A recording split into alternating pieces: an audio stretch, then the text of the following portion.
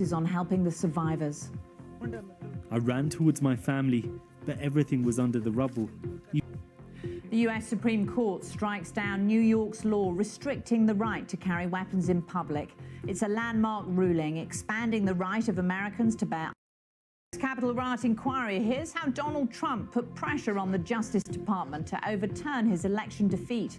Republican lawmakers asked for president.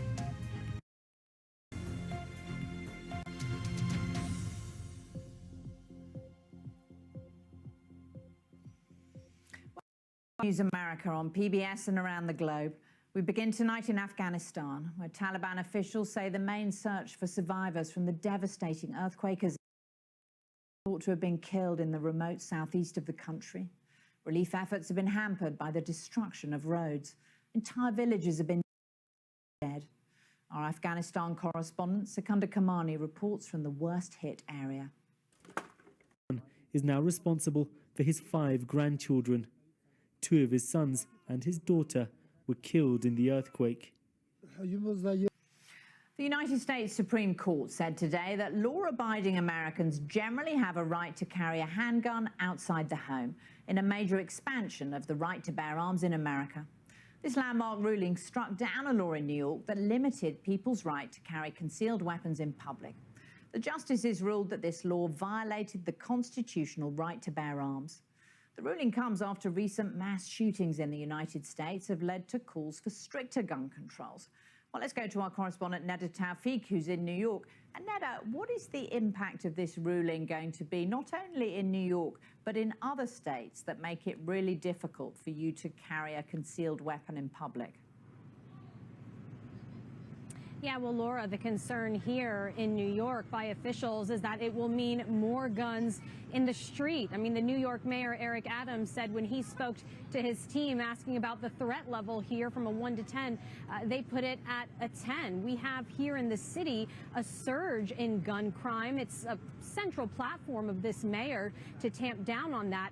And so he is concerned now that this will harm that effort. As you mentioned, a handful of other states with similar laws, they too will now have to be examining their law to see if it is in non-compliance with this Supreme Court ruling. And Neda, you've reported from the scene, for example, of that mass shooting on the New York subway just a couple of weeks ago.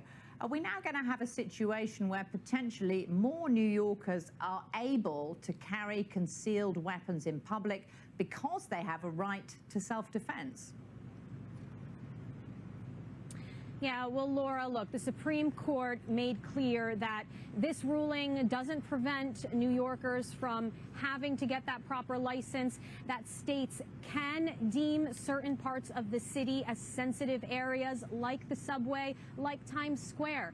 And so what we know is that lawmakers are looking at how they can have a comprehensive review of deeming certain areas sensitive, of looking at what other laws they can put on the books to limit guns in other ways. I mean, we saw Kathy Hochul after the recent mass shooting in Buffalo already limiting assault rifles, already limiting bulletproof vests being owned by private citizens. So New York is really trying to see what else they can do. But yes, the Supreme Court is now expanding gun rights in a way that the interpretation of that very law could put other gun measures up for consideration at the highest court as well.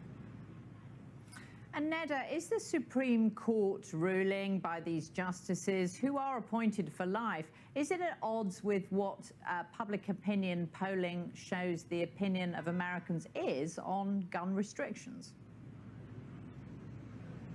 Yeah, Laura, the majority of Americans are in favor of tighter controls on guns. And certainly, I mean, after this ruling, which many in New York had anticipated, given how the oral arguments played out in November, we spoke to New Yorkers, and all of them said, look, even for those who are very concerned about the protection of the Second Amendment, who fear that there's this larger plot to take away people's guns, that should be, of course, protected, that Second Amendment, but that those key measures to keep Americans safe, that is is something that is supported by the majority of Americans, and it should be something that lawmakers are able to rally around. So while we are seeing now in the Senate 15 Republicans joining with Democrats to try to pass the first gun control measure in decades, even then it doesn't go as far as some advocates would like and what the majority of the public would like to see.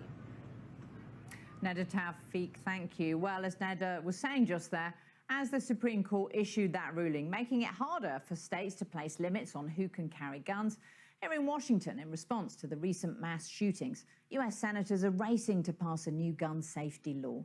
Let's talk now to Ron Christie, who worked in the White House of President George W. Bush and is with me now. So, Ron, can you explain to our viewers, not just in America but around the world, how these two things are happening at once? The Supreme Court is basically expanding the right of Americans to bear arms in public, and yet lawmakers, in response to the recent mass shootings, are going to restrict who can own a gun.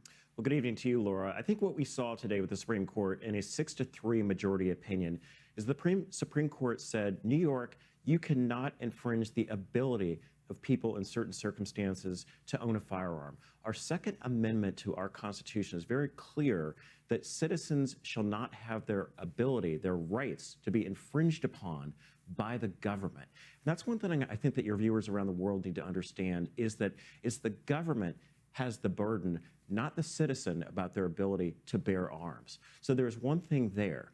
The second thing that we bring up is that there are 15 Republican senators who have said enough's enough, looking at Buffalo, looking at some of these mass shootings and saying, let's find a way to reach across the aisle and pass legislation and have certain limitations. Let's put certain money aside for mental health.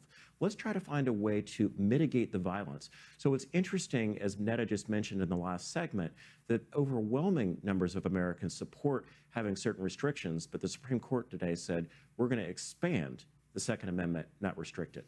Fascinating. Ron, stay with us. We're going to come back to you for more news on the other big American story of the day, and that, of course, is today's hearing of the committee investigating the January 6th attack on the US Capitol. The focus of that hearing was the pressure President Trump placed on the US Department of Justice to overturn Joe Biden's win. Mr. Trump wanted a different attorney general, we heard today, who would do his bidding and investigate voter fraud, even though there was no evidence of any. Today, Richard Donoghue, a senior Justice Department official, testified how one Jeffrey Clark tried to convince Mr. Trump he should be Attorney General. Mr. Clark even drafted a letter which horrified the other lawyers. I made the point that Jeff Clark is not even competent to serve as the Attorney General. He's never been a criminal attorney. He's never conducted a criminal investigation in his life. He's never been in front of a grand jury, much less a trial jury.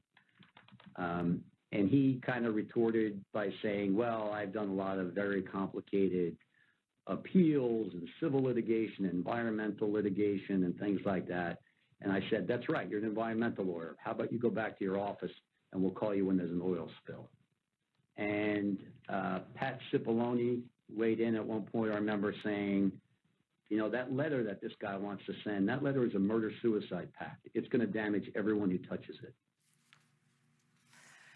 Ron Christie, you worked in a White House. Can you believe that conversations like this were going on, high-level lawyers, just days after an election that President Trump had lost but didn't want to accept that he'd lost? No, Laura, you know what this reminds me of? This reminds me of the Saturday Night Massacre during Watergate, where you had a number of senior Justice Department officials who got fired straight down the line to get the president's bidding, taking his bidding.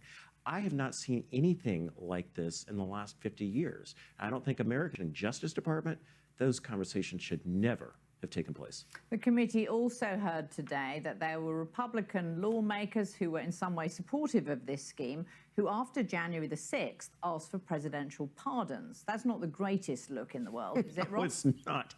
So I look at this and think, how can we not, as a party, how can we not, as a country, thanks so much for being with us here on set and in person, which Yay. hasn't happened for a couple of years. Good to see you. Great to have you, Ron. Now, European Union leaders have approved both Ukraine and Moldova as official candidates for membership of the bloc.